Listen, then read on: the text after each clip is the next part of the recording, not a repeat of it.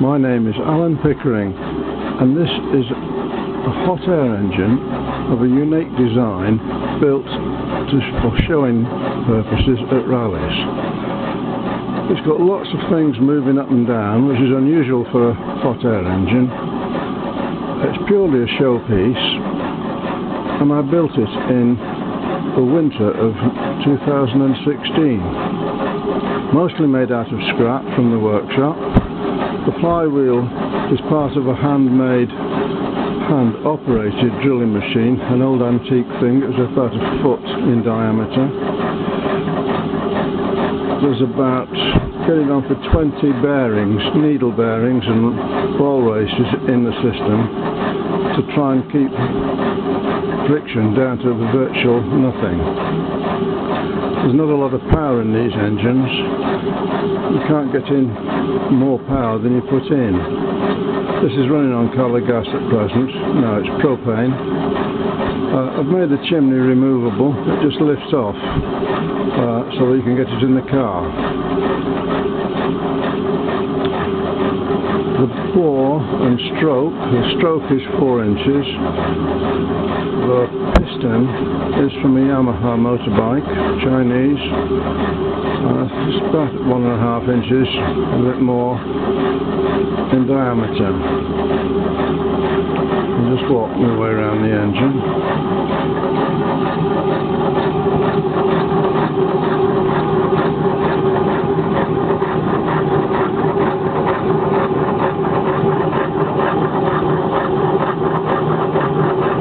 Awkward to do because I'm in a very confined space. This is a displacement cylinder, and you can see there's an oiler and a wick on there. This is the only place where there's no needle roller bearings, because you can't have them because hot air would escape, and so you've got to have a constant supply of oil on there, otherwise it would stop the engine.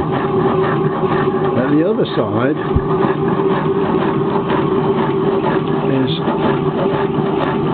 these are called linear bearings, and they're a bit like curtain rails. There's running 100 bearings in there, and they're all moving up and down like on curtain rails, and consequently make quite a lot of noise. I reduce this noise by 80% by putting it on this plate and isolating the plate from the frame with rubber bushes and O-rings, and this made a huge difference.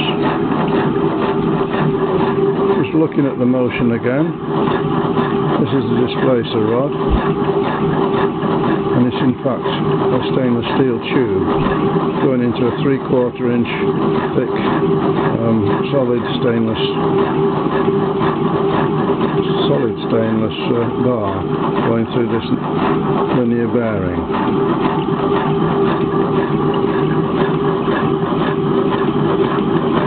See the motion. It's very hypnotic. I'm very, very pleased with this engine.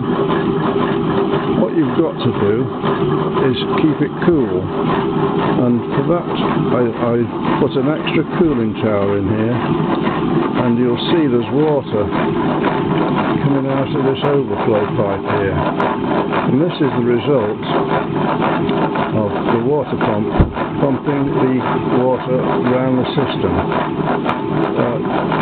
It empties the main hot tank about every 5 minutes.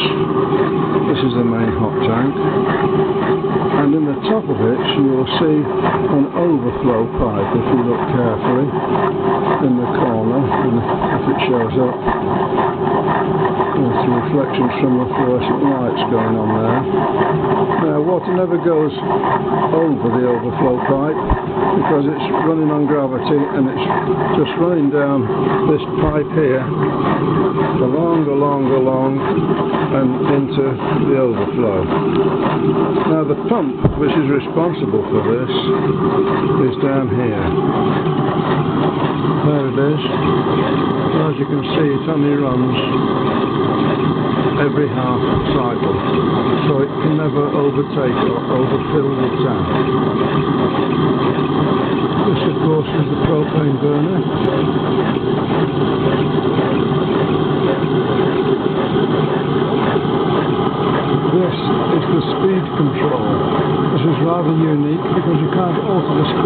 turn engines easily. And this decides how much air is going into the power cylinder.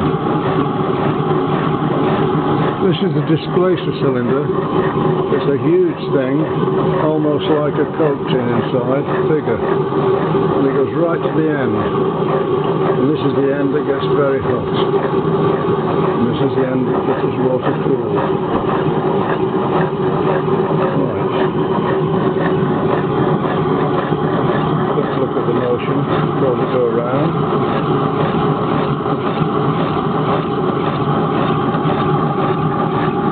Everything has got to be lined up absolutely spot on. There's all these needle bearings, there's about a good 18 to 20 of them. They've got to be dead right, otherwise there's friction. Well, it just seizes up, it won't work. That means that the frame has got to be dead square. It's a major problem. But every time you arc weld the frame, it moves. It has to be bent back. And it's accurate to about 5 thou, all over. Major job. This is a dynamo which started life as an 8 horsepower motor from eBay. Came out of the bottom of a canal and it was horrendous, but I cleaned it up and I took out the squirrel cage and replaced, well, I put a load of holes in the squirrel cage, 1/2-inch holes, and put 8 neodyne magnets in there and turned it into a DC generator with the output coming onto these terminals here. The flywheel, I believe, came from an old-fashioned hand-operated drilling machine, an old antique. I bought it on eBay for 40 quid. That came out of the same canal as the generator. However, it could be machined and it's running dead true. Although the casting doesn't look it. The rim is absolutely spot on. Going round the engine again, we can get past this vice. Power cylinder. The copper pipe is the water feed going up to keep the engine cool, part of the recirculating system. Here we have the water pump yet again. This gave me quite a bit of trouble last week, in as much as it was a stainless steel casting, and it required about a 4 or 5-inch hole reamed through it, which is difficult to do. And I made a mistake of putting a stainless steel ram in, which, when I took it to a show, caught up and seized up and stopped the engine. So I've now turned it into a brass ram. And up to now, it's been perfect. With the valve on the end, just to make sure that it works and takes any airlocks out of the system. Here we have a picture of the propane burner. I try and run the engine as slowly as I can, and it will run quite slowly. Going up to the top of the engine, the 2 lifting handles, it's very heavy. The chimney slides over a tube and is removable so that you can get it in the car. Now this tube is red hot, so I'm not very keen on doing this, but there it goes. See?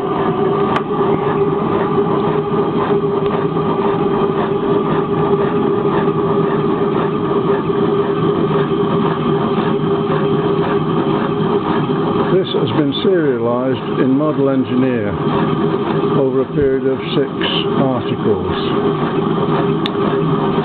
4539 issue it started off as, and it was done in 1916 I believe, and it was the front page cover on the magazine. This is a quick view of the workshop that made it.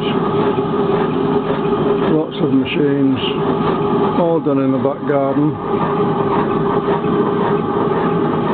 Bandsaw, little plough surface grinder, arc welder, extremely useful. And as you can see, drilling machines, a big lathe a long way away, in fact 2 lathes. I'll just walk this round and give you an idea. It's taking a lot of space up and I have to squeeze past it. It was the same when I was making it. Very difficult to find room to make it. It's on a lifting table, which is a brilliant idea because you can steam it there, you can get it in the back of the car, etc. Just running around quickly. Ultrasonic cleaner, wire brushing machine, another grinder, Dormer twist grill grinder, lathe sharpener, fine coal inisher, another grindstone, Smart and Brown lathe without any lighting on it. Very nice bit of children kit.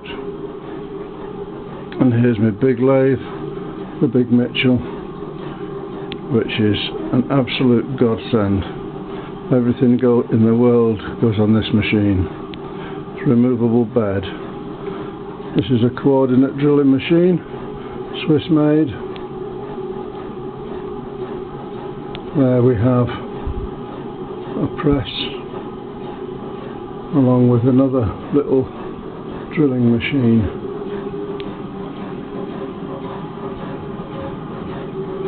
Tapping machine for hand tapping. Going round the workbench with all the drawers underneath, which came from a bakery.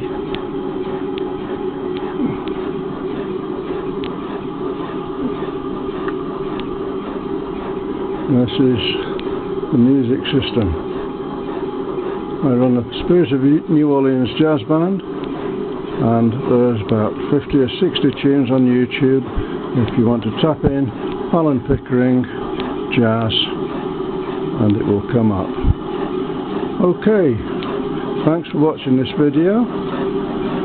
I'll just leave it ticking over for a few more seconds. Turn the gas down a bit. Now this has been running for over an hour. And if I put my hand on there, or my arm on there, it's cool. There's no heat there to think of, just a lot more than blood heat. Put my fingers in, it's no problem. The same applies to here. Same temperature. And this pump will fill this tank, recirculate it once every 5 minutes.